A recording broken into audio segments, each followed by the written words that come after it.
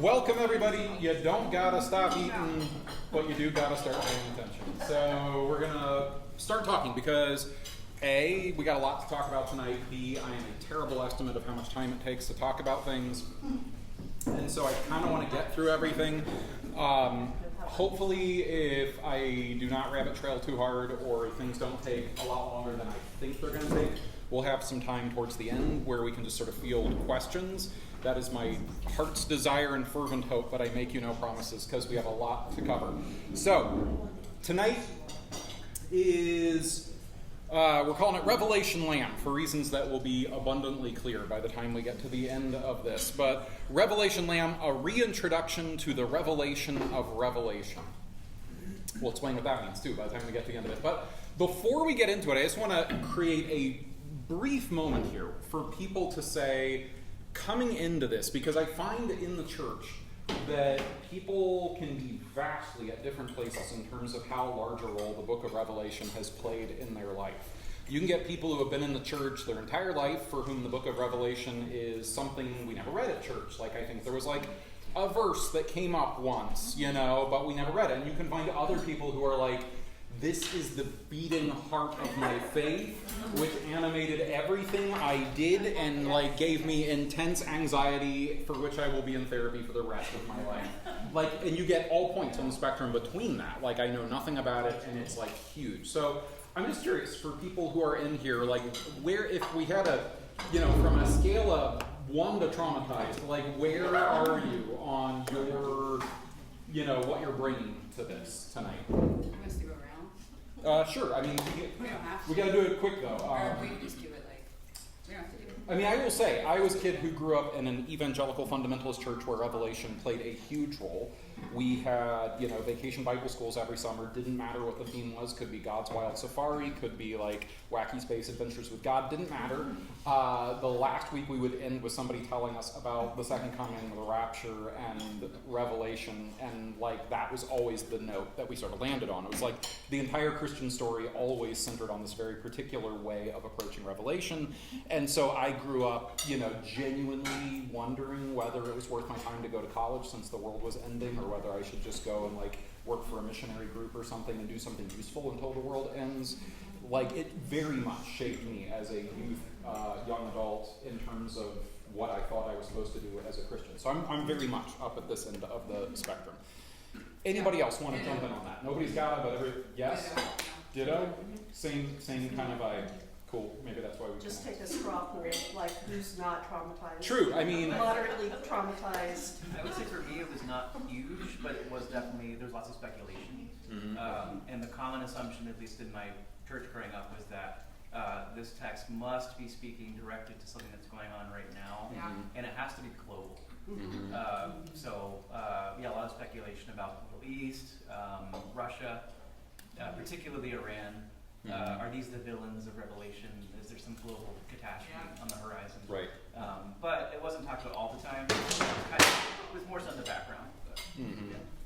I would say I grew up Baptist and in West Virginia, and I would say it colored almost everything. I can remember being really young at my mom's church, my mom's Baptist church. That was her grandfather laid the cornerstone, so very much and the pastor was they were auditioning pastors, and the congregation got to vote on who, and this guy did a week 2-week kind of sermons, and he was every single time he came back to preach it was about Revelations, and I was 5 or 6, and I just remember being I don't like him because all he talks about is hellfire and brimstone and how the whole world's going to be destroyed and stuff, and that really stuck in my consciousness, and now I know it's because I have anxiety and I just latched on the two things. But at the time I just thought oh, this is what it's like to be alive. You're just worried about this thing all the time, and everyone else is walking around just unaware that these terrible things are going to happen. And a youth group just, connecting all the things to everything that was happening after 9/11 and, Yeah, I mean, in my lifetime, I lived through where it was abundantly clear that the book of Revelation was about the Soviet Union. Then it was abundantly clear it was about Saddam Hussein. That only lasted for a little while, and then the war in Iraq didn't last as long as people thought. Then it was back to being Russia. people, you can often like tell like when you grew up by what the book of Revelation was about when you were growing up. It was whatever people were anxious about at that time. Which is an interesting thing to check in and see how people like think about it if they have a lot of stuff that they think about. Anybody else have thoughts about Revelation? You don't gotta, but yeah. I grew up Catholic and we never talked about it, and so I was like, why are we talking about it? I was a young artist and I thought there was just fantastic imagery and like surreal and beautiful and like powerful, and so I was trying to like ask questions about it in my religion classes, but like, what would they say? Like, Yeah, how did they talk to you about it? I don't really remember. I just remember sort of this like indifference or like, just like, that's a story. Same. What's that? Same. Yeah, grew up with it just being a non-entity.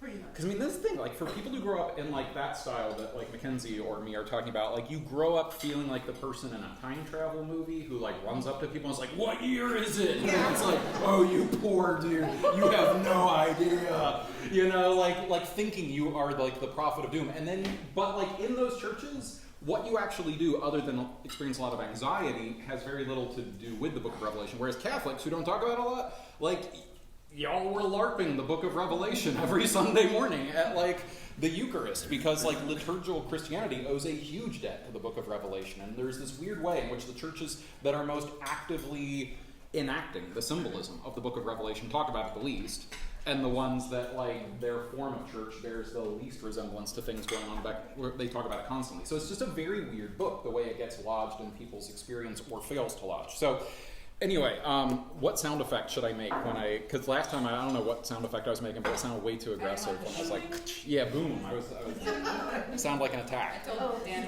remember Boom and Jacob? Yes. I grew up being a Christian, and I'm always afraid of we can get into like a nuclear war. Right. Yep. I'm always having nightmares about me seeing the whole world being destroyed. Right. In 2 countries in the United States has got into it, and the whole world is like already been destroyed.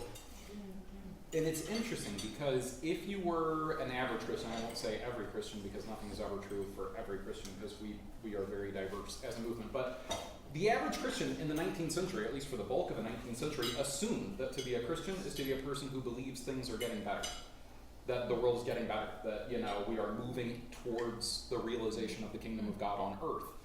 That starts to change in the late 19th century for reasons we will just touch on tonight. It's not our focus here. And then in the 20th century, it becomes this overwhelming assumption that to be a Christian is to be a person who lives expecting doom, who lives expecting destruction all the time. It's a complete sort of inversion of where Christians had been. And it has heavily to do with this text in the way I'm going to argue it was severely mishandled by some 2 particularly heavily traumatized guys. But it's more complicated than that, for sure.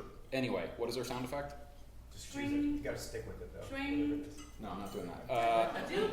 I'll just point. Okay, so, starting point. A starting point. Revelation is very complicated. So Revelation since antiquity has been regarded as a super challenging text. So if you read Revelation and you're like, boy, this is rough going, you are in good company. You are in company with 2,000 years of Christians reading this thing and going, wow, there's a lot going on here.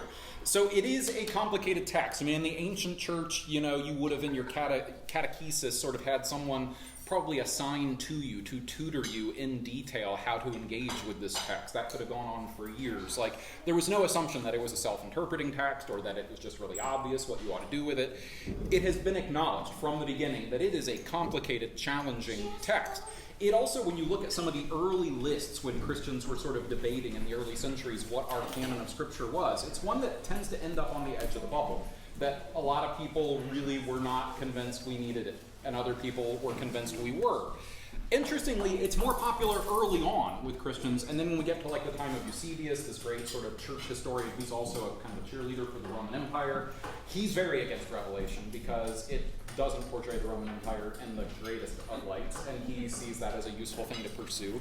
And you see this tendency get set up in different eras when Christianity is most comfortable with power. It doesn't particularly like the book of Revelation, and when you have got oppressed people groups suffering, they tend to be fans as a text, and this pattern sort of plays out over and over. Martin Luther famously said he wished he could throw the book of Revelation into the Rhine and just get rid of it. That and the letter of James. He didn't like the letter of James. He thought they were just sort of like mistakes for the canon. So, not everybody historically or presently has been fond of this text. If at the end of the night you are not the greatest fan of the book of Revelation, again, good news. Lots of Christians have been in that space down through the centuries. So different folks can like different stuff, that's fine. But it is important that we at least have some sense of what Revelation is, because, like I was saying before, loads of imagery which Christians use regularly in our liturgy and in our art, and we'll talk about a few examples of this later. I can take you in and show you in our chancel. I can show you stuff from the Revelation chapter 4, from the throne room of God, that's in our chancel right now. Wow. And like show you how directly this stuff plays out there. But just, you couldn't interpret that symbolism if you didn't know about the book of Revelation. So it's useful to know about, even if it's not your favorite book. And this idea, which we will come back and talk about a few times tonight, the book tends to be popular among the oppressed, and it tends to make people who are living very comfortably and very high in society uncomfortable. It has had this effect down through time, which is worth pointing out when you think about how uncomfortable it started to make American Christians in the late 20th century. You know, they started seeing it as this like significant topic. So we'll talk about that a little bit. And it is important to acknowledge right out of the gate that this text has been horrifically misused down through Christian history in a whole variety of ways. And we're not running from that. Whether you want to talk about Jerusalem in 1099, where the Crusaders carrying out the massacres, many of them thought they were enacting the book of Revelation, and that they were ushering in sort of John's apocalypse, or whether you want to talk about Waco, Texas in 1993, where the Branch Davidians, or as they called themselves, the students of the Seven Seals, decided that they were ushering in the apocalypse and stockpiling arms. Their history is littered with groups who have taken this text in really horrific ways. But I do want to start off with this picture. Vision of the Apocalypse by Thomas Bathus, right around 1596. Anybody seen this or know this? It as icons go, it's, you know, if you're into that sort of thing, it's famous. So this is a text of, or it's an icon of, it was made on the island of Crete. It is John, the John of Patmos, who is the figure writing the book of Revelation. If you open it and read it, it's him sort of having his vision at the start of the book of Revelation. And you get some of the imagery here that John describes. John of Patmos, by the way, there's some streams of ancient Christian tradition that have identified him with John the Evangelist. There's no particular reason in the text to assume that they are the same guy. We just know there was a guy named John. He was on this island of Patmos. He had these visions. He seems to have had a relationship with a number of churches in Asia Minor in his time. And he seems to have been some sort of visionary or prophet figure who had a relationship with them as someone who they trusted his visions. And so he has these visions on the island of Patmos. He writes them down, and that becomes the book of Revelation. And at the beginning of Revelation, he describes this vision of the Son of Man, a kind of deified version of Jesus, and he is standing among 7 lampstands, which you see there. And there's a whole bunch of stuff, and there's like a sword coming out of his mouth. You can kind of see it hovering off there.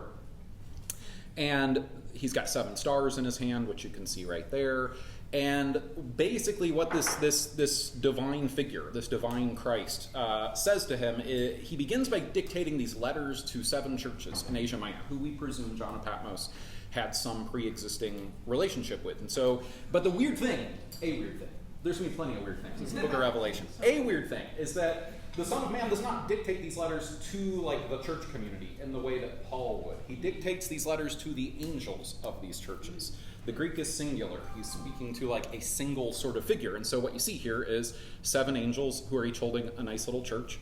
And so these are the figures who are being addressed. And why 7 churches? I mean, was it really just like there was a lot of bad stuff happening in these 7 churches? I mean, there does seem to have been some stuff going on, but 7 is this number which is going to be important in Revelation. It symbolizes sort of perfection or completeness. And so there's an implicit sort of idea in dictating a letter to 7 churches that it's also kind of for the whole church, that there's something about the experience of these 7 churches which has larger ramifications, because 7 is this kind of number. Anyway, all this stuff. This icon, which is, painted on wood, it's, I think, about 5 feet tall. If you want to see the real thing, today you have to go to the island of Patmos, and it is displayed in the Cave of the Revelator, on the spot where tradition says John had his visions. So you go into the cave, and this is the image that you see at the spot. So it's as close as we can have to like an official Revelation illustration to start things off with. And it sets the tone for like what's going on. John of Patmos, I mean, we can talk a little bit about him later if we want to, and like why would people say he's this or that. But he's an interesting figure. I mean, he talks about being in the Spirit on the Lord's Day. That's how he begins it. He is having some sort of like visionary trance. He is experiencing something where he sees stuff. And, well, we can get back into that a little bit later, but he's an interesting guy. What did we decide was the word that means? I'm just going to point. Okay, so a thing to talk about before we get into any specific stuff. I'm going to make the claim that Revelation is best understood as impressionistic art. And what I mean by that is it's not a code to crack. People throughout history have been convinced that it is a code to crack, that there is some way that you can sort of decode all the elements and everything will line up kind of perfectly if you just sort of have the right magic glasses to look at it through, and then you'll get sort of the meaning of Revelation. I'm going to argue there is not a meaning of Revelation, that like impressionistic art, it's open to more than one reading on purpose. And that it works in ways very similar to non-representational art. I also am going to say, though, that knowing some stuff about the context is very helpful. That doesn't mean you should just sort of look at it and be like, I don't know, I think it's a rabbit. You should probably know something about where it's coming from, how the genre works, like all that sort of stuff, if you want to be more productive in your analysis. So images in, actually, I'm going to pause right there and I'm going to come over here and talk about this. So Vasily Kandinsky, anybody familiar with his work? He's sort of usually considered like the founding father of non-representational or abstract art. He's a Russian painter. Lovely legend. I don't know if it's true. I don't want to know if it's true. It's too lovely to not be true. That says that the way he got started as an impressionistic painter was that when early on he was very representational, and the legend is that Kandinsky comes back to his house and something has knocked one of his paintings down, and it's upside down, and he walks into the room and sees his painting and doesn't recognize it at first, and then he goes, I kind of like that. And then he realizes the shapes and colors, oh, you turned it over, that's it. I liked it better upside down. And then he hangs his painting upside down because he decides there's just something about the shapes and colors that really appeals to him. And that is, according to legend, what starts him off down this path of exploring sort of abstract art. He famously liked to name his paintings in the way that classical composers would name their arrangements. So this is like study for improvisation 5, so improvisation 5 or 6, or composition, 13 or whatever. And he was making a point when he named his paintings that. He was basically like when, composers sit down and they write this big piece of music, people don't instantly grab them and go, what's it about? What's that note? Is that the rabbits that are making the noise in the background?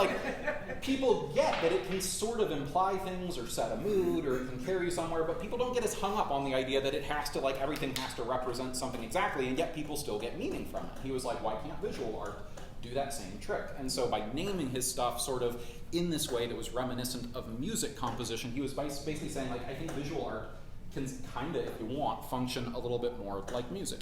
So with that in mind, I'm going to argue that Revelation is this place where images sort of pile up and they overlap and they don't neatly decode, but in the way you would with a painting, the more time you spend with it and the more time you look at it, it starts to suggest things and it starts to take you in certain directions. You can talk about a painting or you can talk about a musical composition and you can say it may not cash out to an exact decoded, that's the meaning, but you can say that is about more plausibly a peaceful summer morning, and that is more likely about a thunderstorm. There's ways in which they sort of stir the emotions or point your imagination in a certain direction. And I'm going to say that's what Revelation does a whole lot of. It points your imagination in certain kinds of directions. Also, though, like non-representational art, you have to spend time with it if you're really going to be moved by it. It's easy to walk past it and just be like, whatever, if you don't spend some time. And one of the things about Revelation that makes it so useful to make this kind of a comparison is how visual the book is. There's lots of people in the Bible who get a word from God, right? They get some word, or they're told to write something down, or to share, or they write poetic oracles, poetry. But John uses the word over and over and over, and then I saw this, and then I saw this, and it was green, and it was a rainbow, and it was huge, and it was like, he's constantly describing how things look. So for him, like, there is this inherent visual element to what he is trying to say. You're supposed to, like, somehow get your visual imagination engaged.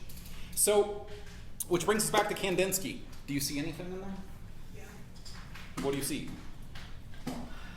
Some sort of peak in the distance, right? Peak? Like, and then water. Right? Maybe on the left. Maybe some water over there. On the balcony or something. Anyone else see things? Adjusted it, now I see a bunny tail. Bunny tail? Can't see it. Okay. A ship, You see a ship? like one of those signs that points like this big, this big, this big. Afar. What do you see, Busby? What do you see, Bob? See any dogs? Says I see. So one of the reasons I picked this is because Kandinsky said this painting is based on the Book of Revelation. And so when people pressed him, and you start really getting into it, you start to spot the four horsemen up here. You see like the horse head with the guy riding on the horse and the horse jumping with like a guy. And there's like a cross over here, and there seems to be a crowd of people, and there's maybe a large figure here, maybe.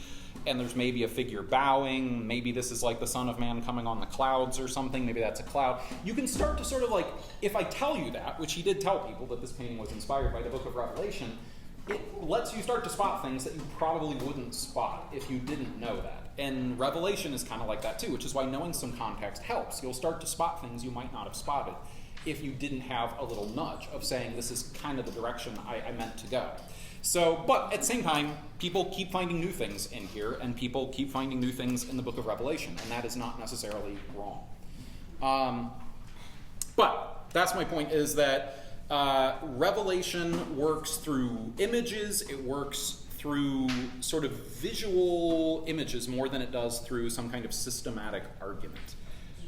All right. So, our humble goals for the night, having said these things. Humble goal number 1, make Revelation interesting and potentially useful. I think if a lot of people are like, I have no idea what to do with this book. It's not all that, it can't be interesting to you if you have no place to start grappling with it. So I want the book to at least strike you as interesting and potentially useful. You might be like, I think there's other books I'd rather spend my time in the Bible, but I see how people could get excited by that or whatever. That's good enough. Second humble goal is understanding why it is such a strange and important book. It's one thing for people to say, this is a strange book. It's another thing to start to understand why it's so strange in the way it's coming at you. And third, we're going to try to spotlight the central revelation of Revelation. For a book called Revelation, which suggests it's revealing something, it's worth asking what it is. What is this thing this book was written to reveal? What is beyond our scope tonight is an exhaustive journey that explains all the contents of the book of Revelation. If we have some time at the end, I am happy to talk a little bit about the structure and talk about some specific things, but we're not going to exhaustively go through the contents of the book. We're more concerned with helping us make it interesting, potentially useful, to understand a little bit of why it's so strange and important, and to try to spotlight what I'm going to argue is the central revelation of Revelation. And then our roadmap for the evening, 3 focus points that we're going to try to cover. First, what Revelation is not. The unfortunate thing about being at the point we are at and coming at this text is you have to do some demolition work before you can actually see what's down under there. So many people have been trained to read the book of Revelation through a whole bunch of what I'm going to argue is really unhelpful and unuseful and not well-founded assumptions that you actually have to clear a little bit of that out of the way to get a look at there, or else it's going to distort everything you see. So we're going to talk a little bit about what Revelation is not. Then we're going to talk a little bit about what Revelation is. Once we've cleared away the distorting funhouse mirrors, we can start to talk about what this thing actually is. And only then do I think we can actually maybe talk about what the revelation of Revelation is. So that's our roadmap for the night. So, what Revelation is not. And I have a couple of points here. Thing number 1, it is not a coded prediction of specific future events. This is what people tend to assume it is, and it is absolutely not that. This is one of the charts that they used in my church growing up that is attempting to guide you through decoding the book of Revelation. So this kind of thing, This idea that Revelation is a prediction of specific future events, and if we can just get the code right, we can work it all out. This is largely a 19th century invention. If you go back earlier in church history, you can certainly find people resonating with certain images or themes or ideas in the book of Revelation and occasionally applying them to specific events that are happening. I already told you, the Crusaders in 1099 think they're somehow making streets run with blood. That sounds like the Battle of Armageddon from Revelation. So people could sometimes see things, but nobody had this idea that it was like a rigid code to be broken down and everything can sort of be deciphered and it's going to line up. This really starts with a guy called John Nelson Darby, who we owe the world a slight apology for because he starts out as an Anglican priest. He starts out in the Church of Ireland, and he has not great theological training. He's a lawyer by training, but he ends up becoming a priest, and he ends up getting very involved in a set of ideas. He ends up leaving, by the way, the Anglican world, and he ends up joining a group called the Plymouth Brethren. And he is really invested in this idea called dispensationalism. This idea that if you take all of human history and all of history as recorded in the Bible, you can find these dispensations, these eras where God worked differently in the world. And so his argument is kind of like, if the Bible seems confusing, it's because God keeps changing the rules. But you can spot where the rules changed at certain events and things work differently. And he says that once you start to identify the dispensations and how God worked in that dispensation or this one, then you can start to get the keys to decode prophecy and understand how this stuff is meant to be read. And this plays a huge role in inspiring sort of a mid to late 19th century craze for prophecy conferences in the U.S. It really doesn't, it starts over in the U.K. more than it does here, and it's sort of a latecomer to these shores, but there's a thing called the Niagara Prophecy Conference that happens in the late 19th century, and that is really where dispensationalism comes in force to America. And like I said, up to that point, if you had asked most church-going Americans, hey, what's the millennium, which is this 1,000 years that are mentioned late in the book of Revelation, they would be like, I think that's a way of talking about the world becoming perfect. That Christians are called to better the world, and once we make the world perfect, then Christ will reign over the world. And so we are the workers of the millennium. And this was an idea that played a huge role in the social gospel movement of the 19th century, where people literally spend a lot of time and energy on the church sort of trying to fix the ailments of the world, because there was this assumption that that's the church's job, because that sort of roughly mapped to this loose idea in Revelation. But nobody had this idea that it was everything broke down with some sort of clinical precision. But the dispensationalists come in, they have these prophecy conferences, and a lot of folks get really invested.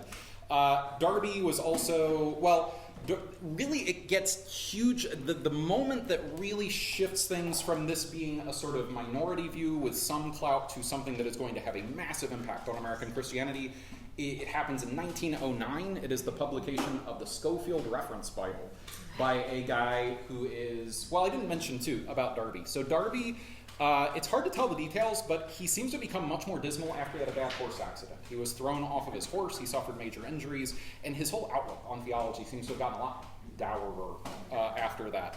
And Schofield, C.I. Schofield, Cyrus something Schofield, he was Civil War veteran. He fought for the Confederacy. He was in the Battle of Antietam, which is one of the bloodiest sort of battles. He clearly was traumatized by some of his experiences. He went out west, got involved in politics in Kansas. Apparently he was really corrupt, got involved with the railroads and stuff like that. And he had some sort of evangelical experience where he felt like he had sort of seen the light. And he got really into dispensationalism. He got connected with evangelical work that was coming from a guy called Dwight L. Moody, who was a massive champion of dispensationalism and sort of proto-fundamentalist ideas, and he got really involved with him for a while. And eventually he started this correspondence course that would sort of tell you how to decode prophecy in the Bible. And eventually he gathered all of his correspondence course notes, and somehow, I don't know how, but somehow he got Oxford University Press to publish all of his sort of correspondence course notes along with some extra stuff with the Bible, and that became the Schofield Reference Bible that came out in 1909. It sort of took you by the hand and led you through how to read the Bible in this highly literalistic, highly dispensationalist kind of way. And these ideas, really with that Bible in 1909, they go mainstream. They get into the bloodstream of American Christianity. And the thing about, there's a lot of things about this, but two things that are worth saying here, and we can talk more about them later if we have extra time, are that two reasons why this probably, because there had been like people earlier in Christian history who occasionally would have their own boutique take on like how one ought to read the book of Revelation, and those things would last maybe a generation and then burn out. You know, there'd be some like Franciscan who got a bad head full of ideas in the Middle Ages and he'd kill a bunch of people in Italy or something like that because he was trying to like usher in the apocalypse, and then it would just burn out and go away and be like, well, that was a bad idea. What causes this to be so different is two things. One, Schofield Reference Bible says the world is going to get a lot worse, a lot more chaotic. And this gets published right before World War I. So suddenly when World War I happens, a lot of people are looking for answers about why the world seems to be descending into chaos. And the Schofield Reference Bible has an answer for that. And number two, Schofield really invests heavily. A lot of people would say this is also the beginnings of the American Christian Zionist movement. The idea that Jewish people need to get back to the land of Israel for these events to happen, and Christians need to be sort of championing this. And as the 20th century plays out, that happens after World War II. And so a lot of people are like, Schofield saw this coming.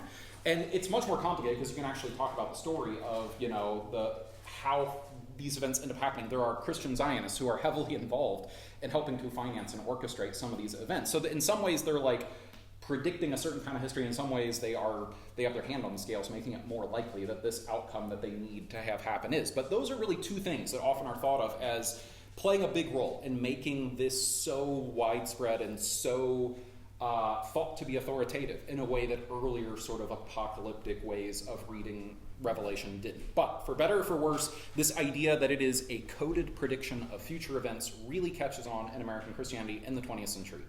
But that's not what it is. So, leaving Left Behind. We gotta leave Left Behind before we can actually see what Revelation is. Anybody familiar with Left Behind? Anybody know this? I grew up just a little too early to catch Left Behind. I was raised on Left Behind's grindhouse cousin, Mark IV Films, and the late great Planet Earth by Hal Lindsey. But they all sort of drank from the same waters, and this was a much, much bigger pop culture sensation. This particular series of fundamentalist Christian fiction that was sort of like telling you how the book of Revelation and the apocalypse was going to play out. This was a massive publishing phenomenon. So popular, it got 2 movies, one with Kirk Cameron and one with Nicolas Cage. And like best value Justin Timberlake over there, whoever that is. Like it's like I mean, this went huge, right? Like, this was a Hollywood franchise. And so the ideas of this particular way of reading Revelation, where you think that the key events upon which understanding Revelation turn are the rapture and the coming of the Antichrist. This becomes very, very widespread. There is a problem, which is that Revelation contains no rapture and it contains no Antichrist. But if you were raised on this version of pop culture apocalypticism, that can be very hard because, like, it's hard to believe that, like, Kirk Cameron lied to you all those years ago and, like, set you up to not approach this in the right way. But there is no rapture, at least nothing that is clearly or that struck anybody before the 19th century as clearly describing the rapture in the text. Again, that is a sort of fundamentalist innovation of the 19th century, which is based on certain texts from Matthew and particularly 1 Thessalonians. That is really where the texts that get used to construct the idea of the rapture come from, not from Revelation. You can sort of slot it in. If you're committed because of those other texts to believing in this particular kind of rapture, you can find a spot for it in Revelation, but you kind of have to fill it into the gap. It's not in the text. And then the other thing is that there is no Antichrist, if by that we mean some figure called Antichrist. But that is a more ancient idea. While the rapture, at least, and when I say rapture, I mean pre-tribulational rapture, which is a particular kind of way of thinking about this, but it's the one you're probably thinking of if you think of something when I say rapture.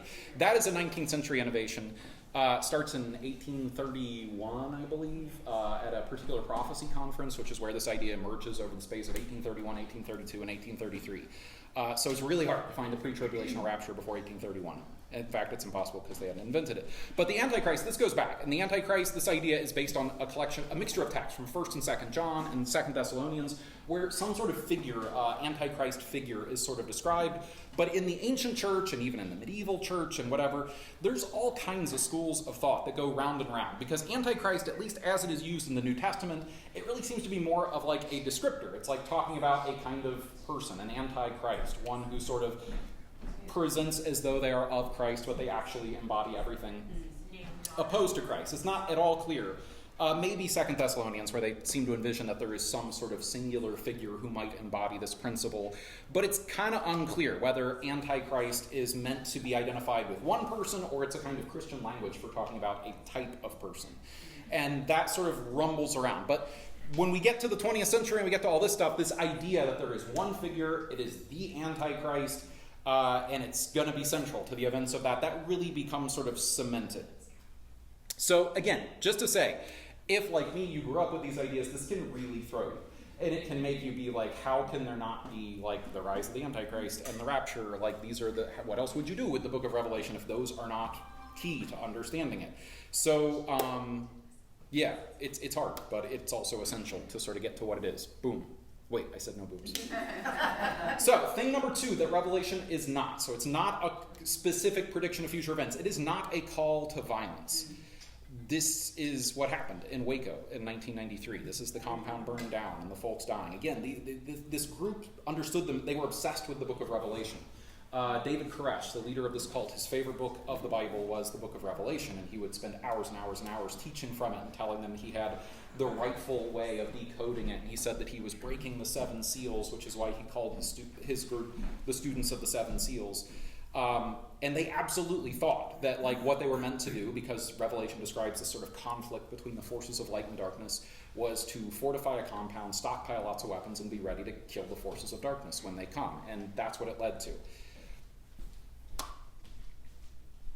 But it is not a call to violence. It is a wildly violent book, and I am not saying that it is not. Violence against the forces of evil comes straight from God in the book of Revelation. I mean, this is one of Albrecht Dürer's woodcuts of Revelation 12, where, like, the rebel angels are being cast down, and it gives you a sense of, like, cosmic divine violence. And so there is a lot of imagery of violence and judgments and destruction coming from God, and that is a huge part of what makes this book so disturbing, is these images of violence being unleashed by heaven on earth. But, all that being said, it is worth pointing out that nowhere in the book of Revelation do Christ's followers take up a weapon and commit a single act of violence. Battle is left to God. That is a central idea of the book of Revelation, is that God fights the battle, not you. It is a book that is being written to people who are suffering violence, who are not even in a position to be violent should they want to. I mean, there's a big scene where, like, God's people are called to come out of Babylon at one point, but they're not called to destroy Babylon. They're called to, like, separate from it, come out from it, don't be part of it. But never are they told, strike it down, that's your job. And there is this language which gets hijacked a lot, which is the language of conquering. People who are followers of Christ, they are told to conquer. But conquering, again and again and again, what it means to conquer in the book of Revelation is to be a martyr. It is to die for what you believe in, but to not bend the knee, to not capitulate to the enormous forces that are being targeted at you. Martyrs in heaven are pictured as those who have conquered in the book of Revelation. The language that is used for Christ in the book of Revelation is heavily martyr-like language. So it's seen as following after Christ's example to be martyred. I mean, people are called to be witnesses, and the word for martyr and witness are deeply connected, like in the Greek. So this would have been obvious for people reading that there. But it's to conquer, don't be thrown by that. It's a metaphor for, like, to endure, to refuse to bow the knee. What else here? Anyway, so these horrifying judgments that get unleashed, and there's, like, 3 big sets of these judgments that are unleashed. There's these seals that are broken, and each one unleashes a huge destructive thing. Then there's these 7 trumpets that get blown, and each trumpet blown unleashes something. There's these bowls that are called plagues that are poured out. The thing to get about these horrifying judgments, which doesn't make them less horrifying necessarily, but at least makes them comprehensible, is that this is all pictured by Revelation as the consequences of human evil that have been held back in heaven.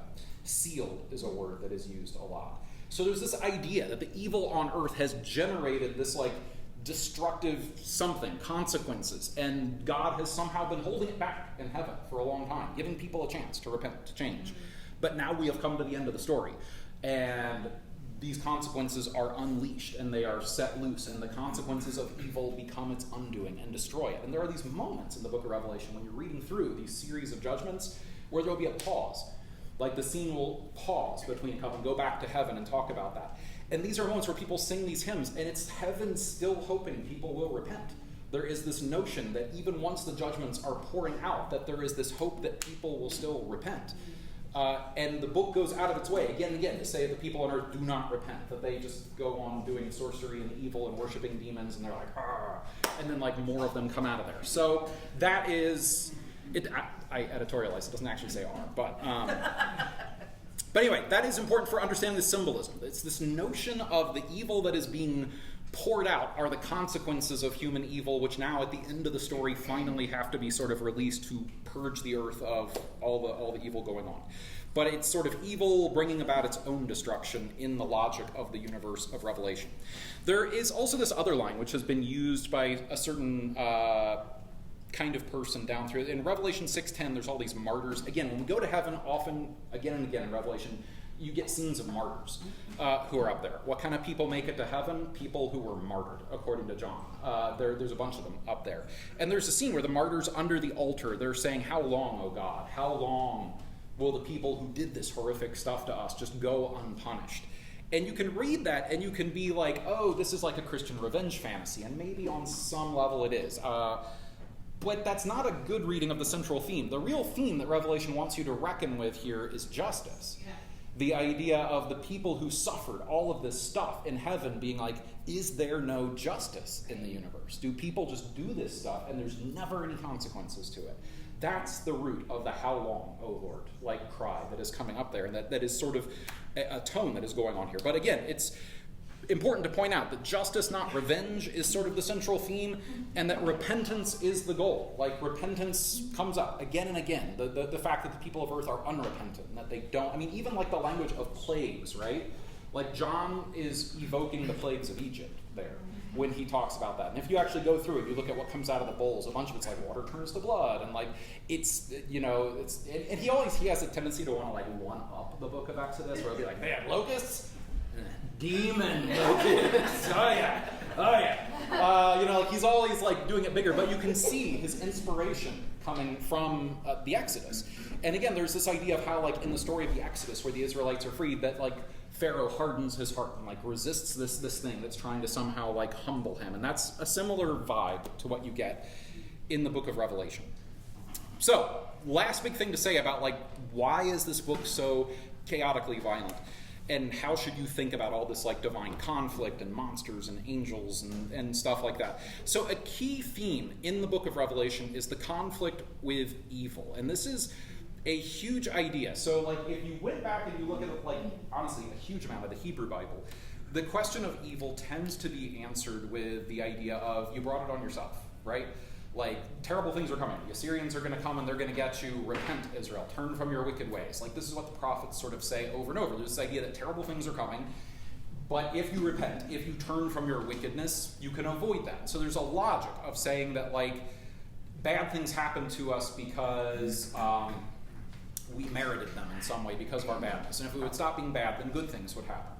Revelation and a lot, it goes in a totally different direction. It basically, because again, like, we see like virtuous, righteous people being martyred constantly and going to heaven. And we see people who are willing to bow the knee to evil lasting longer on earth. Revelation instead says, no, the suffering isn't because you're bad. The suffering is because you're good. The world has forces that oppose goodness and want to kill it and want to drive it out. And if you are suffering, that may very well be because you are in conflict with evil itself, that evil wishes to extinguish what you are. And that if you get driven, and this is an idea that comes out of intertestamental literature, really, between the Old and New Testament, you get this idea of like martyrdom and good people, the righteous suffer because they're good, not because they're bad. And Revelation really, really runs with that theme. So there is this idea of dramatizing the conflict between good and evil is shifting the locus about the righteous suffer for doing good, not for doing bad, which is a different way of answering the question of why do bad things happen. So, third thing that it is not a linear narrative, but boy, have people tried. This is another one of these flow charts. In the church where I grew up, we had a bunch of these for some reason, and we would have them on big easels, and like they would set them out, and they would like go through these things, and they would like walk us meticulously through how the different pieces sequence up, and like it gets very dense when you're trying to take the book of Revelation and make a single coherent narrative out of stuff.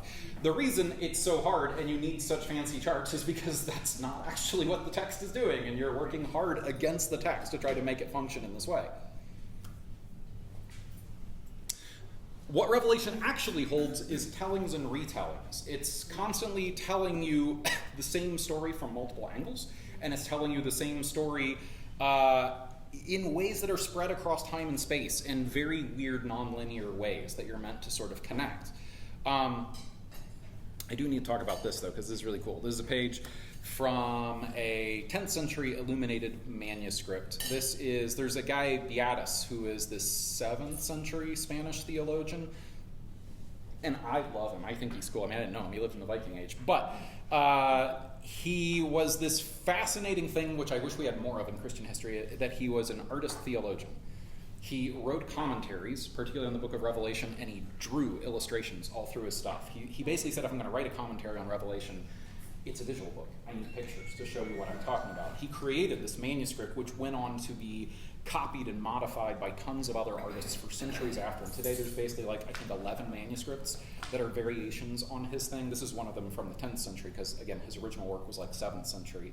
This is, the sixth seal being broken. So there's an earthquake down here, and people are all being shook up, and the sun is turning black, and the moon is turning to blood, and there's all this sort of stuff going on here. But it's just cool when you look through these different manuscripts and you realize there is this distinctive tradition of commentary or interpretation of Revelation. Requires you to make art to do it because it's such a funky visual book. Anyway, tellings and retellings. So the narrative in Revelation, it hops all around. It circles back on itself. It can be very tricky in Revelation to tell if sequences are running sequentially. A few of them seem to be this came after this. Other times it seems like they're running simultaneously. You're hopping up to heaven to see what's happening there, then down to earth, then back to heaven, but these are meant to be understood as running alongside each other. And sometimes it seems like what you are reading are multiple sort of angles on the same events. So what we can say is that there's at least 3 layers of the cosmos that are unfolding over the course of Revelation. You have got the layer of the churches in John's day. Remember, John at the beginning, he's writing to these 7 specific churches, and he's like, here's the problems in each of your church, and here's what you need to do, and they're going to put pressure on you to bow the knee. Don't do it. They're going to put pressure on, there's going to be false teachers that come among you, and they're going to try to lead you, and you've got this person over in this one church, and Thyatira, y'all are screwing up, and stop listening to that person. It's like this direct advice to these 7 churches.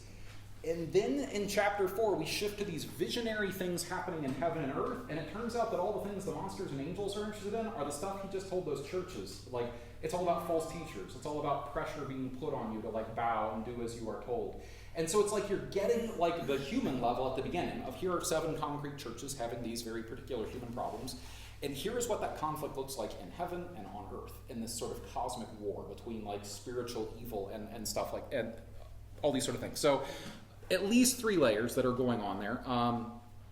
And the sort of cosmic war angle is deeply invested with Day of the Lord imagery. If you go back through the Hebrew Bible, there's this symbol that gets used over and over and over, which is the Day of the Lord. The prophets constantly talk about the idea that the day of the Lord is coming when he will obliterate evil, he'll destroy evil, he will free all the captives, mountains will fall and stars will drop from the sky. There's a lot of this stuff in there, and this is his Christian telling of the day of the Lord, but he sort of positions it sometimes like it's a future thing in the way that the prophets would, and other times he talks about it almost as though it is a way of understanding the terrible events unfolding around us right now as we are being persecuted. We are living through the day of the Lord. And so it can be tricky to tell kind of how he wants you to read these things because they can run parallel rather than sequentially.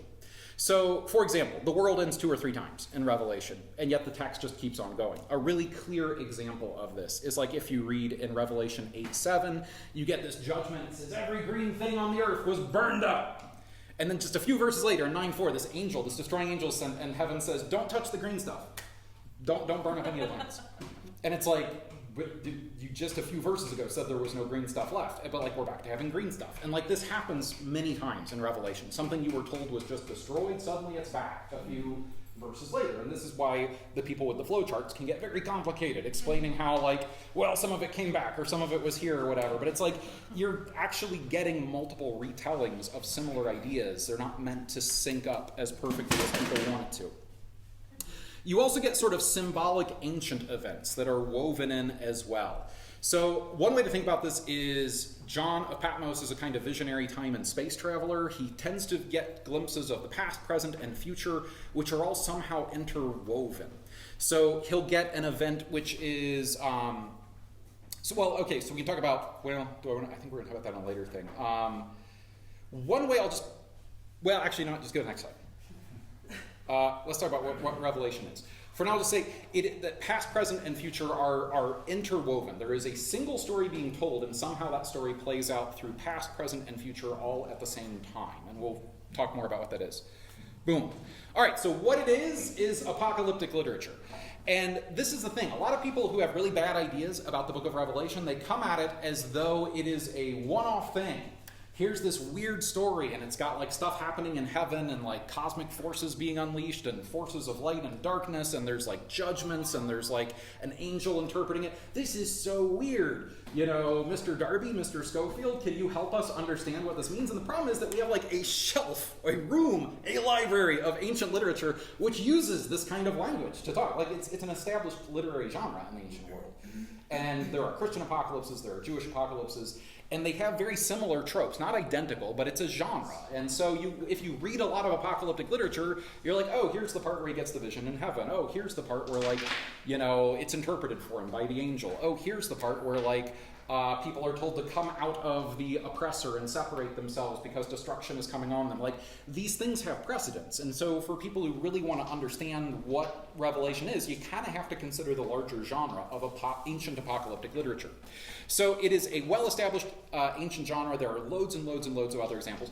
Just to grab a couple, and it's worth reading some apocalyptic literature because, like, if you talk to scholars of religion, they will tell you Christianity is an apocalyptic religion. The New Testament is shot through with, like, ideas, images, ways of talking that have their origin in apocalyptic literature. But, like, for example, if we want to talk about hell, everybody knows what hell is like. There's all these, like, different punishments, and there's, like, fire, and there's, like, demons torturing people. Problem, none of that's in the Bible. People think it's in the Bible. None of that's in the Bible. If you want to find the source text for, like, the idea of, like, all the people in hell who are being tortured by demons and stuff like that, you got to go to the Apocalypse of Peter in the 2nd century, or you got to go to the Apocalypse of Paul in the 4th century. Those are two other pieces of apocalyptic literature describing, like, what's going on in the hidden world and stuff like that. They get very detailed in talking about the punishments in hell. And then later Dante Alighieri, he runs with that in, like, Dante's Inferno and, like, puts it in a certain thing. But, like, apocalyptic literature, not biblical apocalyptic literature, has massively shaped Christian ideas. And so it's worth being aware of this larger body of stuff. But even if you just want to restrict yourself to the Bible, Revelation is not the only example of this kind of literature. So if you want to read something to compare to it. Now, Revelation is by far the purest example of this genre. But your next purest example is the book of Daniel. And the book of Daniel, everybody knows the part at the beginning with, like, Shadrach, Meshach, and Abednego and the lion's den. That's the preamble before you get to the apocalyptic stuff. Then Daniel starts having weird, trippy visions of monsters coming out of the ocean, and that's when you're in the apocalyptic goodies, when you get to there. And Daniel's visions are very influential on John of Patmos. There's things that he, Daniel has these 4 monsters he describes that symbolize 4 different empires that are bringing about injustice. And then, like, I told you, like, John of Patmos has a way of being like, 4, huh? 1 monster with 7 heads who symbolizes every evil empire all rolled into one. I don't even need 4 monsters. Like, he has a way of like upping the stakes on his telling. But Daniel has a lot of apocalyptic stuff which is worth reading. I mean, even the idea of, like, the Son of Man, this, like, divine vision of the risen Christ that begins the book of Revelation, is heavily based on Daniel's Son of Man. Who is a figure who's glowy white, who rides on a cloud, all this sort of stuff. So you can sort of see the influences of the genre there. But if you go and look elsewhere in the Bible, I mean, the book of Ezekiel has sections that are sort of considered proto-apocalyptic, where he's having visions of what's happening in heaven and weird monsters covered with eyes. Zechariah has a lot of this, like, day of the Lord and, you know, destruction and judgment. Isaiah, even Matthew and Mark have, you know, chapters or sections where Jesus speaks with apocalyptic sort of language about, you know, coming judgment and stars falling from the sky and stuff. So you can find elements of apocalyptic in the Bible, but Revelation is by far the purest example of the genre, and it's, like, the longest form example of the genre. So it's easiest to sort of, like, know what you're dealing with here. So things to say about apocalyptic literature. 1, it dramatizes the war between good and evil, between light and dark. That is why I'm saying these are modern descendants of apocalyptic literature. Lord of the Rings, Star Wars, superhero stories. The one that people might be like, oh, obviously Mad Max, because we are conditioned to think apocalyptic means the end of the world. It doesn't.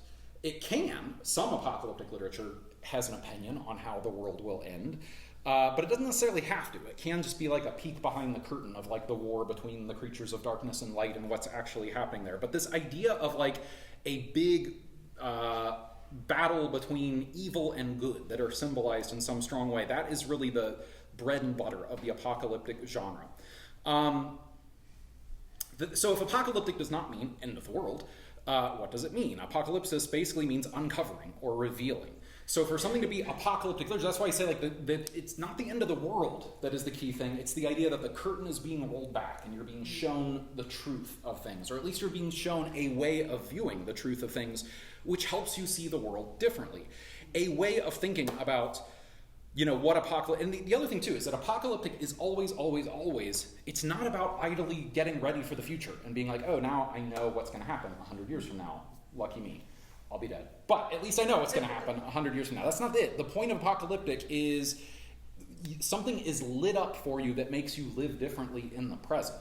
So when John of Patmos is writing to these churches that are at least living under the threat or the perceived threat of horrific persecution, he is writing them a letter that is meant to shape how they live and how they handle the present moment. And if they understand themselves as like brave people standing up to the forces of darkness, that builds them up. It gives them more courage. It gives them a way to live in this horrible moment that they didn't have. So like one way apocalyptic has sometimes been described, yes, there is an uncovering, like a pulling aside of a curtain or something, but it's more like pulling aside a curtain on a window in a dark room. The point isn't necessarily what you see out the window, it's the way everything in the room just lit up and you can see it way clearer. Like it's revealed something about what is around you right now that you couldn't have seen as clear before, but now that you see it, you can't unsee it. That's kind of what apocalyptic, and I would argue the modern descendants of apocalyptic do the same thing. There's a reason why, like, when COVID hits, everybody is like, I don't know, like reaching for, like, I feel like Sam, you know, and Frodo, like having to carry the ring. That, like, it helps us talk about our experience in this way. We feel like we're struggling or we're given this impossible burden and whatever. Like, Lord of the Rings succeeds because it helps us see our experience in a way we couldn't see without it. Star Wars succeeds because, you know, there's something about, you know, I am your father. No, that's impossible. That, like, we find useful in other ways of of applying whatever it's showing us. So my claim here is that I really like the book of Revelation because I really like these things, right? Like, I am the target demographic for John of Patmos. I like The Lord of the Rings. I like monster stories. I like Mad Max. I like all this sort of stuff. If you do not like these kind of stories, if you're like, these stories hold no interest for me, then the Revelation's going to be rough going for you because it presumes you are interested in the special effects and the monsters and the highly dramatized war between dark and light. If you're the kind of person who's constantly agonizing about, you know, I don't know, the contractors that got killed when the Death Star blew up or something like that. You're like, that's unrealistic. Like, you know, it's like, no, it's the weapon of ultimate evil that got blown up. You're not supposed to be like, wait, was there a contractor installing a toilet though? It's a planet, it's a moon-sized thing. Like, that seems a lot. Like, you're probably not the demographic that it's aiming for. Anything else on here? Okay, well, wait, an example. Is Star Trek about the future? What do you think? Is Star Trek about the future? Yes? No? Yes? Huh? It's about the future and it's about now. Yeah. Say more. It's like set in the future, right? But all of the interactions you can, you know, relate to your experience now or one that you may experience. Right. So, I mean, like, one way you could ask this question, because, like, if you say, is Star Trek about the future, a lot of people are like, yeah, like, they're on spaceships. They're, like, boldly going where no one has gone before. It's about the future. But if you're like, yeah, but like Gene Roddenberry really think people were going to wear these shirts in the future? Like, was this his best guess at how the future would actually go? And he actually thought we'd visit a bunch of planets that looked like people with rubber prosthetics stuck to their foreheads. Like, that's really how it's going to go down. Was that really his primary? And you think about this, like, he starts Star Trek in like the late 1960s, right? This is an America that is in the midst of struggles with the civil rights movement that is dealing with the Cold War and living under the threat of nuclear apocalypse. World War II is not that far in the past. And he puts together a bridge crew that has a black woman as the chief communications and technology officer on the bridge. And that has, I mean, again, America has had Japanese people in internment camps within living memory when this series is made, but they have a Japanese guy steering the ship. The Cold War is hanging over everybody. The other guy who steers the ship is Russian. He's literally like alluding to like the ways his own society is badly divided. And he is saying, here's a vision of the future where we've gotten past it. Like where we have actually found a way to respect everybody and work together. And wouldn't you rather live in this future than in the present, that we have crafted? And so this is, and then this says nothing about the fact that like if you watch the original Star Trek, like half the planets they visit, it's like the purple people are being discriminated against by the non-purple people. And it's like, what are you talking about, Gene? Like what's this about? And like he talked about this where he said, when he made Star Trek, he was like, you couldn't, like the censors on TV wouldn't let you talk about like racism. But as long as it's a purple kind of racism, they didn't get it. And you could talk all about the horrors of bigotry. Yeah. Yeah, I guess that would be my question because I was thinking like, they did have the first interracial kiss on Star Trek, but then they also like the Twilight Zone, which was like my kind of obsession as a kid. Like they got a lot of stuff past the censors because it was like fantastical and like sci-fi, so they didn't look into it. Was a similar thing true about apocalyptic literature? Because there's a lot of references to Rome and to Roman rule and empire. Right. And that's not the Roman Empire. Right, exactly. It's a Exactly. seven-headed dragon that lives on 7 hills and eats babies and expects you to worship it. It's not dragon. It's just dragon. It's not a Roman. Like what? What are you talking about? Right? I mean, yes, right? I mean, when John is writing this, he is writing this in a way where the people he cares about get what he's talking about and the people who he doesn't. So, like, one of the most disturbing images, which is meant to be shocking in the book of Revelation, is there is this figure called the Whore of Babylon, or the Great Whore, right?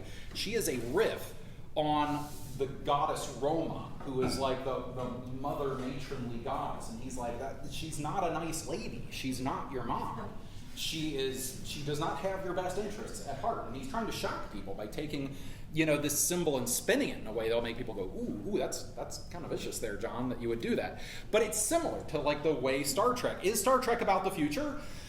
I mean, maybe there is a way in which he is saying, like, wouldn't it be nice if the future was a little bit like this and less like what we have now? And there's ways in which John is saying, wouldn't it be nice if the future was a little bit more like the New Jerusalem, where like all violence has been swept away and everyone from every language and nation gathers together and we all live in this place that is built around healing and what, like, yes, there is an element, but really, I mean, the bulk of what he is saying, he is talking about what is happening now, but he's doing it through a story about the future.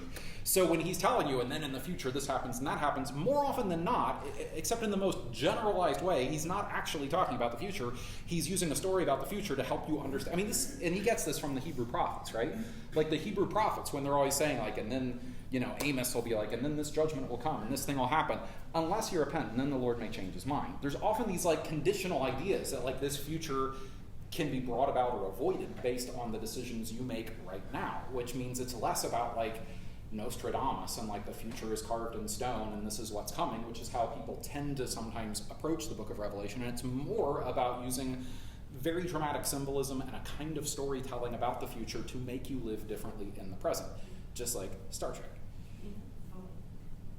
All right, so what are we actually dealing with here? When we look at the book of Revelation, an apocalyptic gospel is what I would say. Like, lots of different apocalyptic exists for different reasons, to tell different kind of things. But what John is interested in is the gospel. He is using the apocalyptic sort of mode and genre to talk about the significance of who Jesus is and how Jesus defeats the powers of death and evil and how Jesus saves the world. He's just doing it through the medium, through the genre of apocalyptic.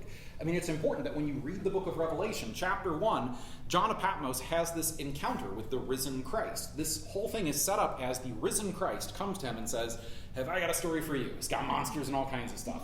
I'm going to help you see something you can't see without this story. Here we go. And then he like goes off into his visions or whatever. But the truth that is being uncovered, again, remember, apocalypse means to uncover, to reveal something. It's not the end of the world. It's not like zombie apocalypse or whatever. It's to reveal something. The truth being uncovered is basically the truth of the gospel. How does Christ overcome the powers of evil and death? And so there are events in the text which are simultaneously the story of Israel, the story of Christ, and the story of church. Like, they're all sort of like being played together. And this is that thing I was talking about where like the story is happening across time and across space, and that makes some of the symbols multivalent. A few of them aren't, though.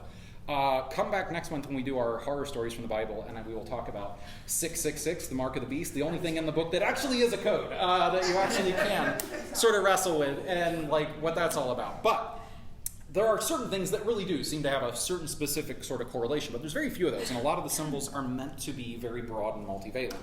So anyway, so it is a visionary telling of the story of Israel, the story of Jesus, and the story of the church. And they are all woven into this single kind of symbol set which spans time and space and goes in all kinds of directions. So an example, Revelation chapter 12. Well, actually, we'll talk about this painting right here. So Miguel Cabrera, anybody heard of him? If you lived in Mexico, you would have. He, in the 18th century, was considered the greatest painter in New Spain. He was a mestizo artist. He came from mixed ancestry. His two things he loved to paint were religious images and portraits of mixed race families. And he became very famous for these, showing families that would be a mixture of sort of European, indigenous, and African sort of families. But he also liked to do biblical stuff, and he became very, very famous. Anyway, this is his image that is based on chapter 12 of Revelation. And so you got like John of Patmos back there having his vision, and then you have what's happening in Revelation chapter 12, where there is this woman, and she has a child, but there's a dragon with 7 heads, and it like tries to eat her, but then Michael the archangel like casts the dragon down, and then she comes down to earth, and then the dragon tries to eat her some more, and then like her child goes up to heaven, and then she like sprouts wings, and she like flies away. There's a whole bunch of stuff happening. And this has led people down through, and they're like, is this the story? Like, who's the woman? Is it the Virgin Mary? A lot of Roman Catholic guys in the Middle Ages, yeah, that's the Virgin Mary. Other people are like, is that, like, and so her child then is Jesus. Okay, I get it. Mary has Jesus. But other people are like, no. The woman is often used as, like, a symbol of Israel. This is a story of Israel and how Israel gets sort of, like, cast down, but then it gives birth to this child, and the child is like the church that's, like, coming out of Israel. And they're like, no. The woman is the church, and, like, the child is, like, the believers or something that are coming out of her. And like, in all probability, she's meant to be some combination of like all these things.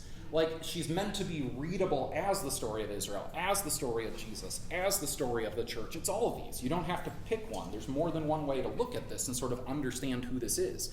And there's a lot of that going on in the book of Revelation. So what else is the book of Revelation? It is a message of hope, courage, and challenge. And that's striking, considering how many people have experienced it in our time on this side of Darby and Schofield and their impact on stuff, have experienced it as this crippling document of despair and doom. This document that, like, it says color control. Okay. How many people experience it as this document that is meant to make you give up on the world and say, well, it's all going to be destroyed anyway. What do I care about that? And that is so far from what John is aiming for, where he is trying to instill courage and hope and resilience in people. So it bears, I've said it before, and I'll keep on saying it, this was written to a powerless minority community who were living in fear. There's different theories about where this was written. I think the smart money is it was written probably during the reign of Domitian. But that means it was written, when there were periodic and isolated sort of persecutions of Christians that were going on. But people were living within living memory of Nero's persecutions. If you've not read like the story of Nero in Rome, where there were the fires in Rome and he blamed the Christians, and then he had all sorts of like public gruesome executions and burnings. I mean, the story is that he like used Christians on fire as torches at a garden party and stuff like that. I mean, there had been brutal stuff that had been done under Nero and in a few other places around there, and people were living within memory of this. This was something that had happened. For all they knew, it could happen again, and there were stories of this happening again. But what they were experiencing day to day more likely was not like, oh, well, they feed us to the lions today. What they were experiencing day to day is they were like, if I want to join the craft guild that my craft is a part of, I have to burn incense to the gods. And if I don't join the craft guild, nobody will buy my stuff. and my family will live at the edge of poverty. It would be so easy if I just went and said the prayers to the emperor and I just burned the incense and I could get into the craft guild and I wouldn't have the financial hardships that I have. That was more the kind of stuff that people were experiencing in these churches.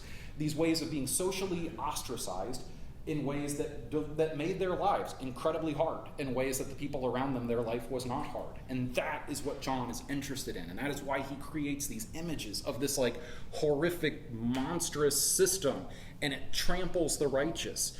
And the people who aren't as brave will bow to it, and they will worship it, and they will do whatever it tells them to do. And John is constantly saying, who are you in this picture?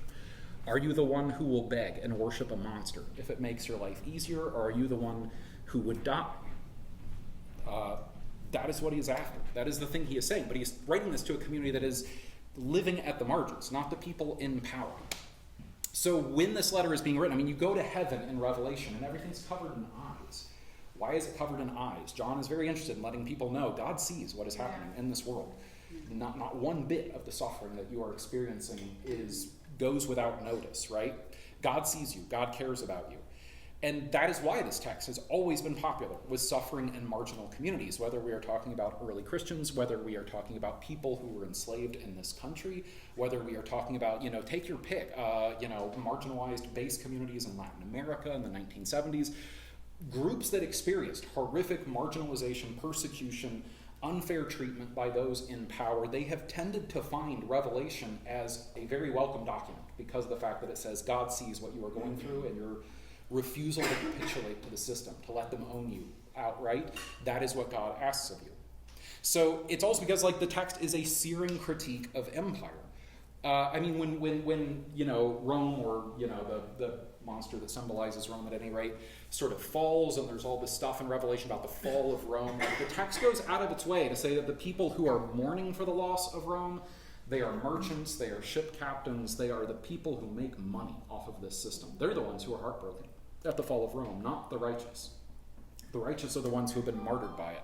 And so there is this idea that the empire, this power which seems so mighty and so insurmountable, it will crumble and Christ's kingdom will endure. You just need to hang in there. You need to do what you know is right and not capitulate, because this evil order that we see the evil of will not last. That is sort of his message that he keeps sort of saying. And he keeps putting forward this question of, would you worship a monster or will you remain faithful to Christ? I mean, this is where you get into the mark of the beast is not whatever Kirk Cameron and Nicolas Cage told you is. It's this idea of saying that if you take the monster's mark and you join his side, you can buy and sell whatever you want. I mean, for people who are being excluded and marginalized or whatever, that's a very powerful symbol for them, the idea of if you will be marked. And of course, marking also has evocations of slavery in their culture. And which is interesting because there's a seal that's put on God's followers in the book of Revelation. His followers are sealed.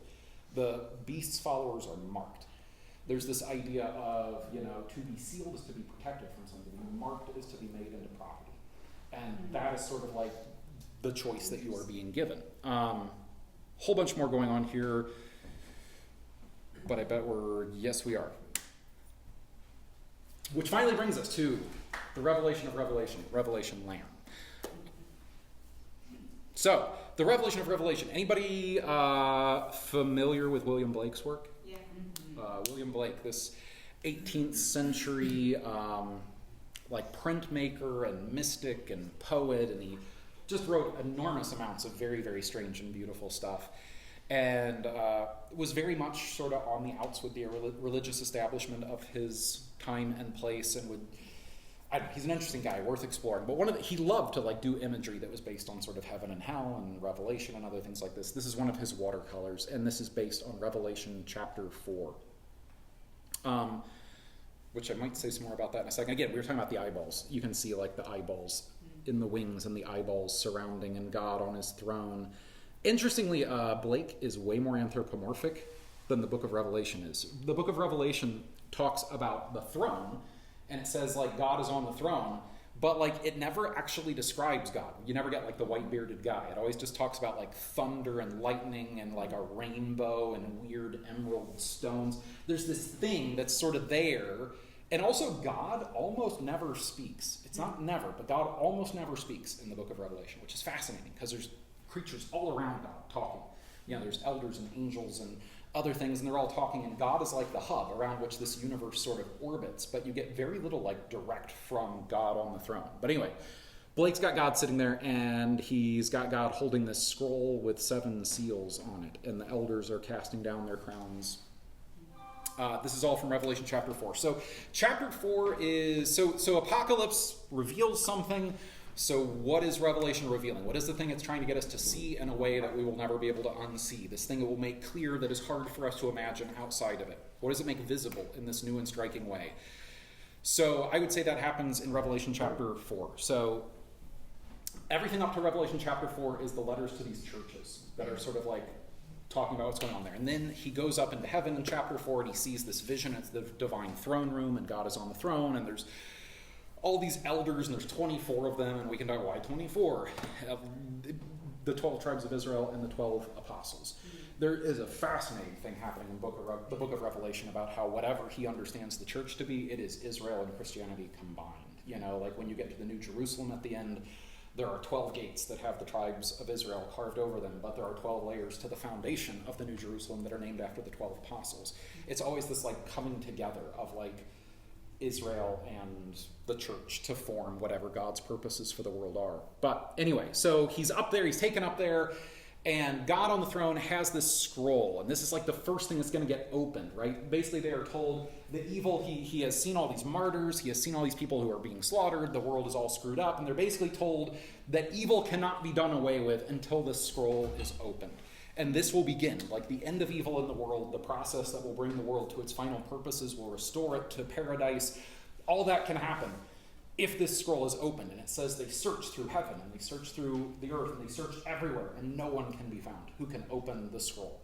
So, you know, and there's martyrs and angels and all these like huge creatures who are described like these 4 living creatures who are like these chimeric mixes of stuff, and they're all very powerful, and none of them can open this scroll.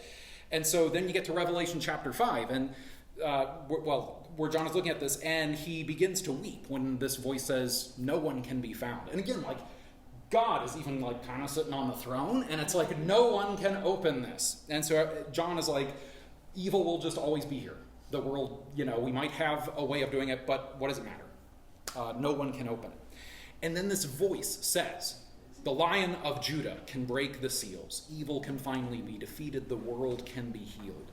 And so John turns and he gazes on the one who is greater than every oppressive power and every horrifying monster in the universe. And the text is building you up here because it says the Lion of Judah can do this. And so he turns around. He's expecting to see this warrior lion roaring in triumph. Maybe it's got blood on its claws. Who knows? He sees a lamb. He sees a small and slaughtered lamb, and it is somehow slaughtered, and yet it is still alive. And it has 7 eyes and 7 horns, which in ancient symbolism means it has the highest wisdom and the highest of power. And so John is told by the voices in heaven that this lamb and only this lamb can break the seals. Only this lamb can vanquish evil and restore the world. And at that moment, you get this long hymn of praise where every power in the cosmos bows in worship of the Lamb. And the text goes on. Worthy is the Lamb that was slaughtered to receive power and wealth and wisdom and might and honor and glory and blessing. Then I heard every creature in heaven and on earth and under the earth and in the sea and all that is in them, singing to the one who is seated on the throne and to the Lamb. Be blessing and honor and glory and might forever and ever. That's in Revelation chapter 5, verses 12 and 13. The Lamb is what is positioned by the book of Revelation as the defining symbol of Christ. This symbol of unconquerable power through weakness, of victory through what appears to be defeat. Power which doesn't look like power. And so it takes our brutal ideas of power by surprise, and it exposes them, and it defeats them. Revelation goes on, and the Lamb keeps getting praised in the songs of praise that recur for the rest of the book, even as all these destructive wars are being fought, and bigger and monsters keep appearing. There's these pauses where the Lamb is praised, and we're reminded that this is the symbol of what real power actually looks like. And this is where all the freaky monsters sort of come from. Revelation juxtaposes this lamb against a whole range of terrifying monsters and beasts, which all claim to be almighty. You know, these creatures, and we get like this beast that comes out of the sea, we get the seven-headed dragon, we even get a fake lamb. We get a false ram that appears to be a false teacher and claim to be it. But they all demand to be worshipped. They demand that people do as they say. They say, if you don't submit to us, you will not buy and sell, you will be massacred, you will die. And those creatures which claim to be almighty are frauds, says the book of Revelation. Do not worship them, is the message. Worship the Lamb. Which brings us to this little fellow. So, speaking of things that get uncovered and revealed, would you uncover and reveal what our revelation for tonight is?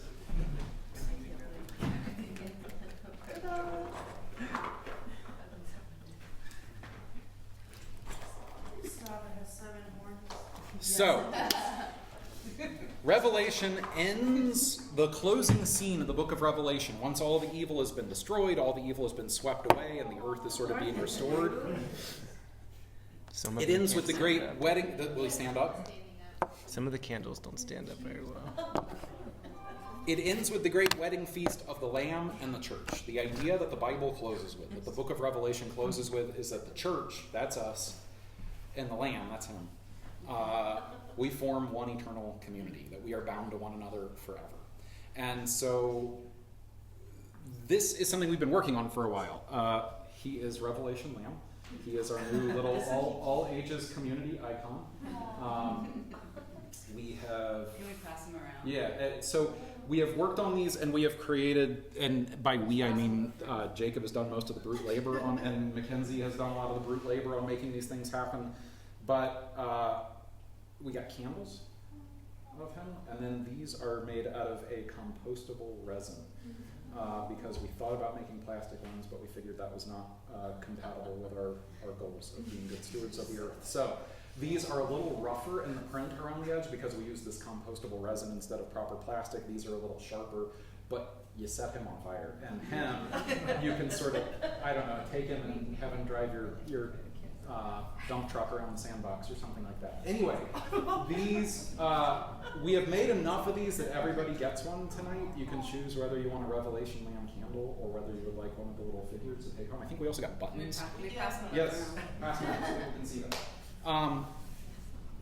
So this guy we have created to be a sort of all ages icon. We have a lot of ideas for what we would like to do with Revelation Lamb moving forward. We'd like to do some stuff for kids. We'd like to do some other stuff that uses him because this is a distinctively Christian symbol. This is the symbol that the Bible sort of comes to a close with, of saying Jesus is like this. This is what the power of Christ is like, a small slaughtered lamb that the world tries to kill and it fails. And this is who we're given as a symbol. So Revelation symbolism, like I said, it is all over our liturgy and even our vestments and chancel. What do I mean? I've said this before. So, I mean, obviously sometimes the liturgy will use things, like the Agnus Dei or whatever, where we'll invoke the Lamb. But the book of Revelation more generally, do you ever wonder why clergy wear white robes? The early church got that from Revelation because the people in heaven wear white robes, we are told. And so we're doing that. Why do we gather around an altar for all of our worship? Because according to Revelation 4, the worship in heaven gathers around an altar. Why do we at baptisms seal people on their forehead with holy oil? Because we are giving them the seal of Christ from the book of Revelation, the thing that seals them eternally. If you come with me in the chancel after we talk, I will show you where when you go up to our high altar and you step across the threshold, we have 4 tiles that are the 4 living creatures that guard God's throne in the book of Revelation, that are right there guarding the threshold as you enter our Holy of Holies. Like the church is filled, and has been for 2,000 years, with symbolism that is taken from the book of Revelation to remind us that we are this church, or at least we're called to try to be this church from the book of Revelation, the one that refuses to worship the monsters, the one that follows the Lamb instead. So, so that's our idea here. We have, like I said, we have other things that we would like to do with him, so hopefully this is not the last you have seen of him. But we have this idea of having these in our homes, having these with us, to remind us that the Christian definition of power, this is the revelation of the book of Revelation, that power does not look like what you think it looks like. That, the definitions of power that we use in the world are the things with claws, the things that compel people to do as they are told. But the Christian definition of power is the small thing you can't kill, and that keeps on working until the world is healed. And that is sort of our thing that we worship, not the monsters, no matter how scary they get. So anyway, you got Revelation Lamb candle, and be careful because we realized a little late in the design process that he topples over easily, so he could spread the light of Christ to any flammable object that you have nearby. If you are not careful, maybe like glue him onto a stand or something to make him stand up before you light him on fire. And then the Revelation Lamb action figure, take him with you everywhere. Yes. And like I said, and if you lose him in the garden, no worries, he's compostable. He'll break down and go back into the earth. Boop. So, questions. We got 15. There's buttons too. Oh yeah, buttons. Where's our buttons? We need to talk about. Oh yeah, we need to talk about the other thing too. So in addition to everybody gets either a figure or a candle, we also have some Revelation Lamb buttons in a couple of sizes. Mackenzie worked hard on these things, so yeah, those have this design for Revelation Lamb. And then we have one more goodie for you tonight, which is sort of pivoting out of tonight's conversation about Revelation and pointing us towards Sunday worship this coming Sunday. So this coming Sunday is September 29th, which is the Feast of St. Michael, the Feast of St. Michael and all angels, Michaelmas. It is the day of the Christian feast year where we focus on Revelation chapter 12. That is like the story of Michael, the archangel, throwing the dragon down. And so we have created, how's my revealer doing back there with unveiling things? A comic book for you. Last year we did issue number 1 of Hell Yeah, which is our Halloween comic last year about the Bible as horror literature. This year we have issue 2 of it, which is for Michaelmas, which is all about dragons in the Bible. And so it talks all about dragons and how dragons work in the Bible, and it has a big section in the middle of that is all about Revelation chapter 12. So it connects. So that will, if you get one of those and read it, the sermon that I preach on Sunday will be familiar in some ways too, because my sermon is going to be connected to ideas that are in that comic. It's going to add some other stuff that's not in the comic. So, but have we unveiled all that was hidden? We have revealed.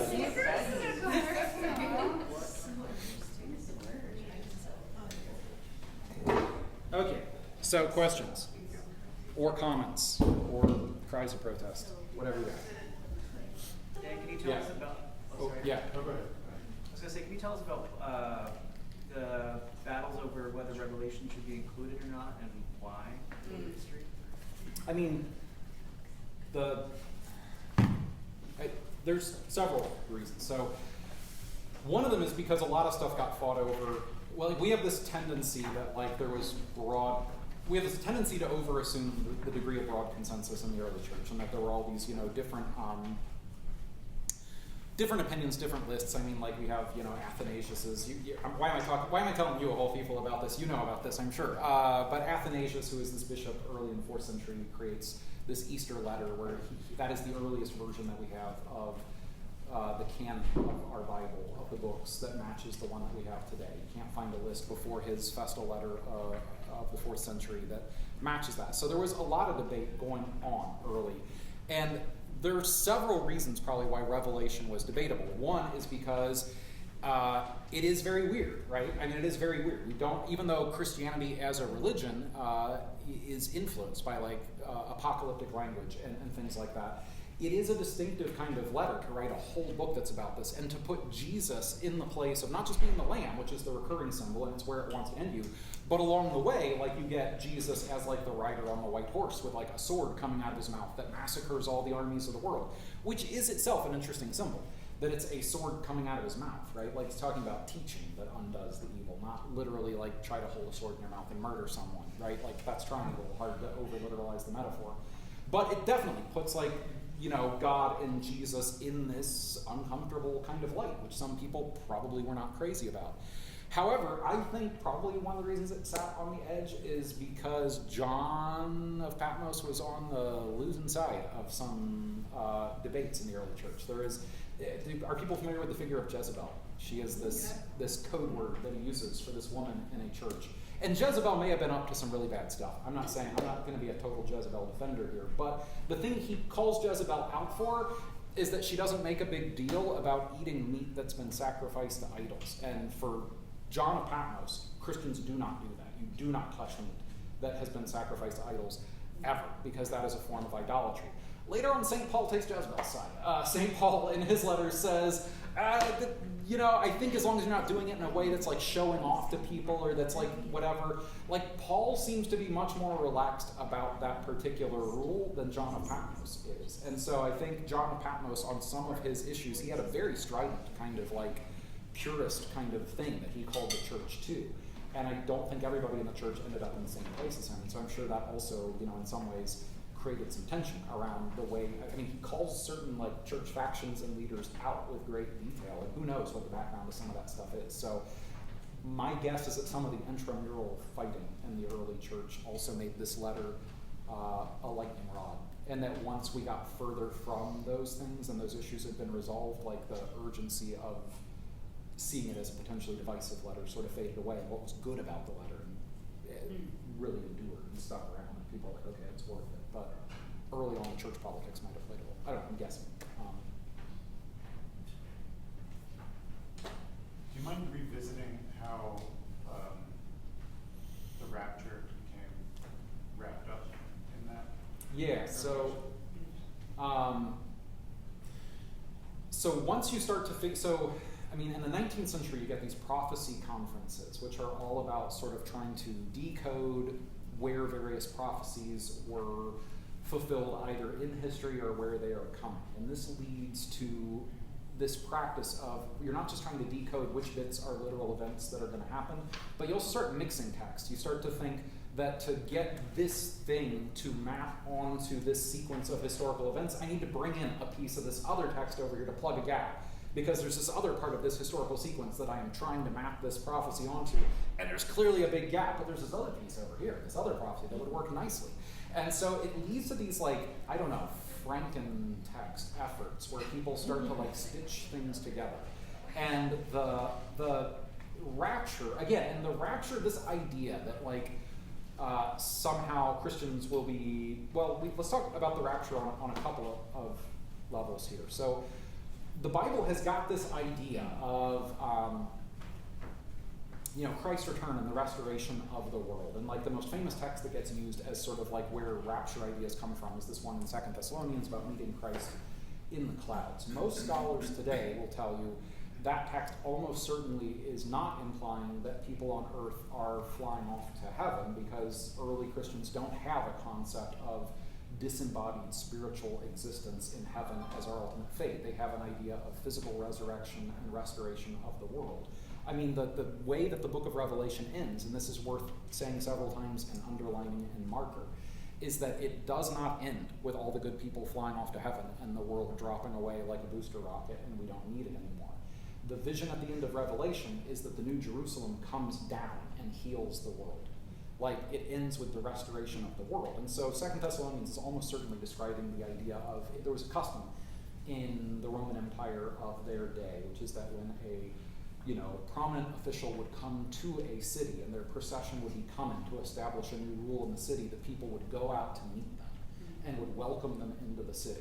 And that is almost certainly what Paul's talking about in 2 Thessalonians, a vision of the people, of the Christians meeting Christ in the clouds to welcome him to earth, to heal the earth. But it's almost certain that there's no chance that this was about we go up into the clouds and Jesus takes the elevator halfway down, gets us, and then goes back up. That doesn't work well as what the symbol is. So 2 Thessalonians did not play this key role of we're all waiting to get off earth and escape. And in fact, early on in Christianity, there is this movement called Gnosticism, which is one of the most problematic heresies in the early church, which teaches that your spirit is what matters to God, and physical stuff is worthless. Physical stuff is all shot through with sin and corruption and evil, and like Gnostics teach that if you can somehow like master the right secret, then you can sort of like shed your physical body and go off to be in the spirit place where everything is perfect with all spirit people. And like so much of Christian theology is written to make that viewpoint incompatible. Like whenever you wonder why the creeds insist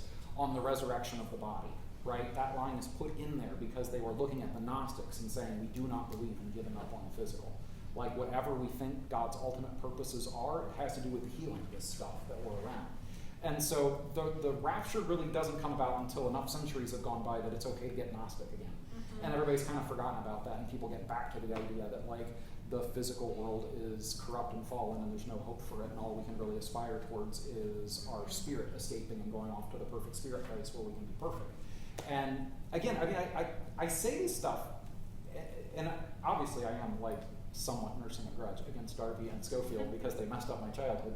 But I honestly feel for these guys. I mean, I think they were, from what I can tell, Darby started out as this like Anglican Church of Ireland kind of guy, and then he had this like traumatizing like horsefall, nearly died.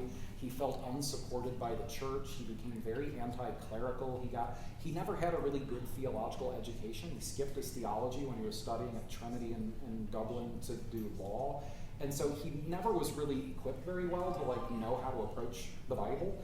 And he got very like obsessed with like finding the real meaning of the Bible and showing all these priests who had not like listened to him wrong. And like he just, I don't know, I just feel bad for the guy. It seems like he got into this very dismal thing once his own physical capacity was limited. And I understand why in his world it would be a very inviting idea to say, I'm going to shed this physical body that no longer works in the way I want it to, and I'm going to fly off to heaven. And I need that to be the story of the Bible, that we escape the physical and just become spiritual beings. And then when you get to like Schofield, and he is this, Schofield, he was in Antietam, but he was in like 4 other major battles. He ends up, being in a Union prison for a while, then he gets out and goes back to Tennessee, then he gets redrafted into the Confederate Army and goes off and fights in another battle, and then he deserts in Bowling Green, Kentucky, and he like flees to the Union lines and is like, I just want this to stop.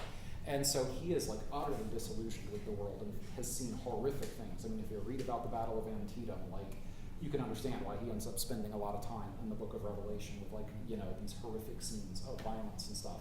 But he also has this incredibly pessimistic view of like this world is doomed and like there's nothing we can do. And so again, he needs like the story of the Bible to be some way that we can escape this doomed planet and get away from it. So like, I really do feel like these are 2 guys who went through some like terrible trauma, worked it out in their faith, which it's hard to blame anybody because that's what we all do. But they ended up having these really unfortunate knock-on effects that have since screwed up a lot more people. I don't know if I actually answered your question here though. Maybe I did. Did I answer your question? Okay. Anybody else have thoughts or comments? Doesn't have to be like me being the magic 8-ball here to give you the answers to it. Other people can have observations or thoughts or things that popped out at you. I have another question. Yes. But I just want, so if someone else is, okay. At some point, I'm sure you answered it while you were talking about it, but you said that the ones who do good are punished first. Do you mind revisiting that?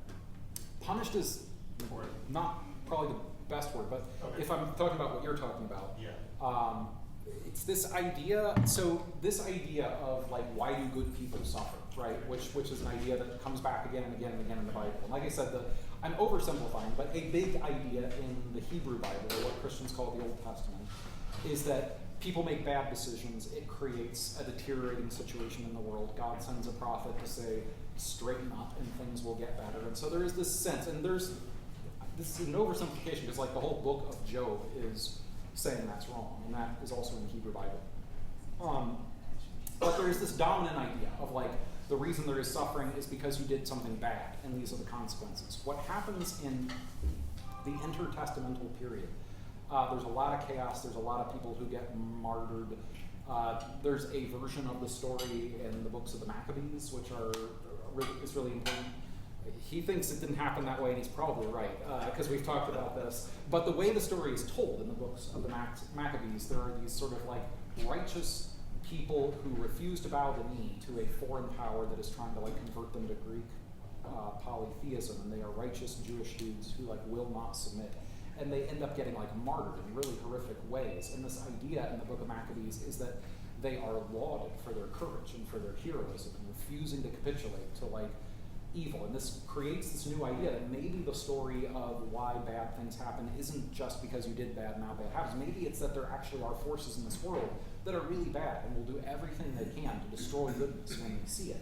And so you start to get this way of see you guys, thanks for coming. See you. Thank you. You start to get this idea of like maybe if you are a really good person and like you actually do what God called. I mean, and this is not like this is also an idea that Christians latch onto, because how does the story of Jesus go, right?